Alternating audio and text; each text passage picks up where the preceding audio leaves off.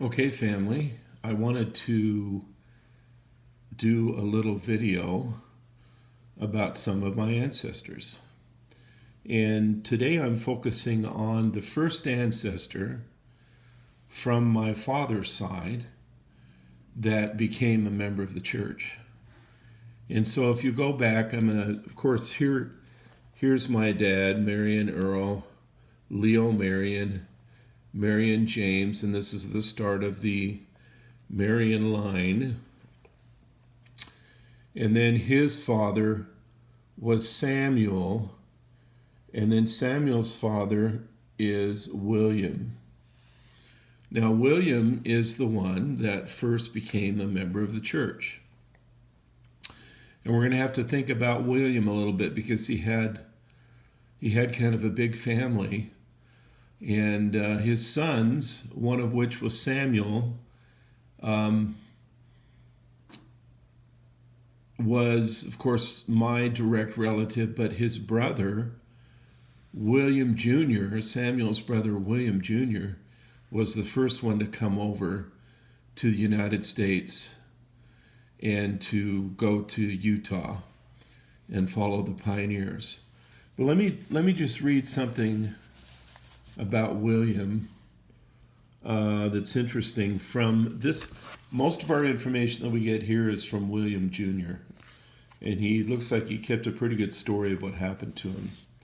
But here's from his story about William Sr., which you see in the upper left-hand corner. My father was a well-educated man and very religious. At 21, he became a minister in the gospel of the Wesleyan faith. And a short time after this, he joined the Latter-day Saints. So here is the man that we find more history from his writings than some of the other Proberts of the time. I just want to tell you that he had kind of an interesting experience, and he went from job to job as a young boy, and he was very much involved with his family, very concerned about money. He also talks about his education after they became, quote, Latter-day Saints.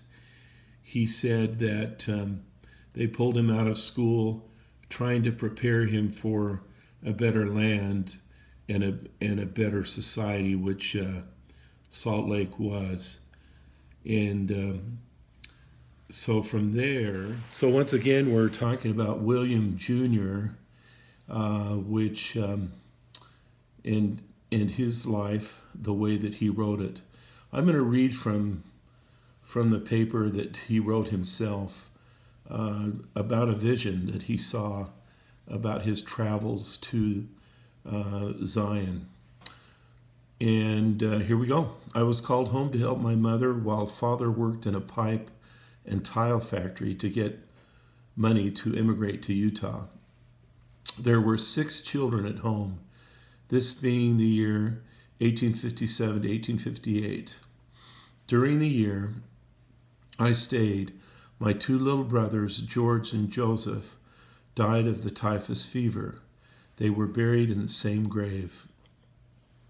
It was while I was helping Mother care for the family that this experience happened. One night while in bed, I was moved by someone apparently all night. He said that he wanted me to go with him, and we got into a chariot, and away we went. He told me to look, and I did so. And I saw the ships of the sea and the steamboats on the rivers and the wagon trains camped on the plains up the Platte River and on to Salt Lake City, and from there down to Millard, Utah.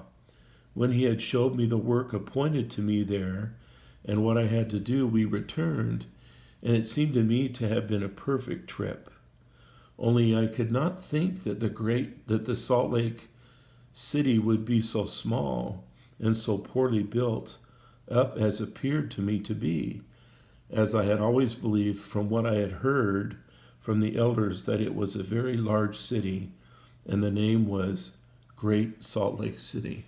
Okay, this is still William Probert Jr.'s story.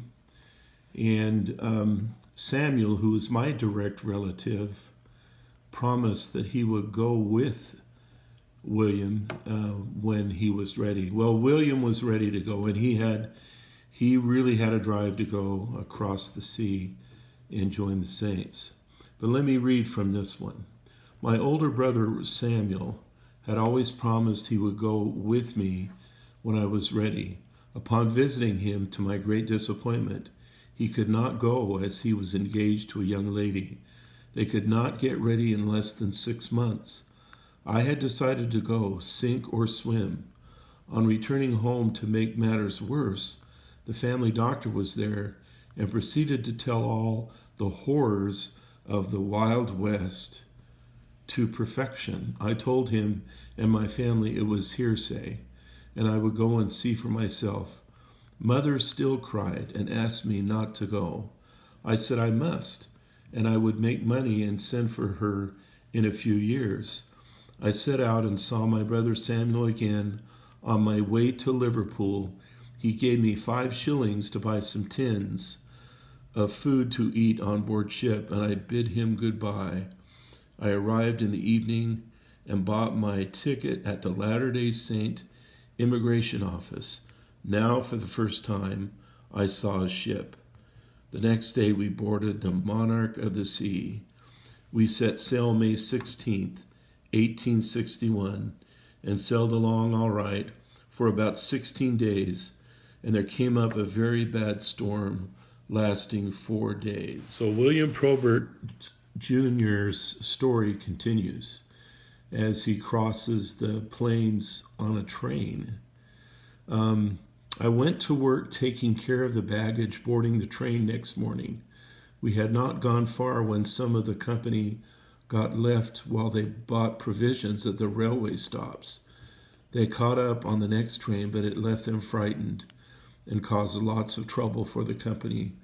Those that had money wanted me to buy for them, as I understood the train's signals. I was willing to do so, as when I bought them cakes and pies, they would always give me a part of them. That way I lived as well as any one of them. I never had to ask for money or a meal of food, for I had plenty. So to make a long story short, William's adventures continued as he drove wagon trains and just did a lot of work for the companies getting over to Salt Lake. And as he came to Salt Lake, he recognized the place as what he had seen in a dream. And I'm gonna recommend that you guys get a hold of this story and read the entire story, because this is the first Probert on my line that came over to Salt Lake City, and then he went on from there to reside in Scipio. So anyway, just to kind of start an interesting story, I'm just going to put this out there for you.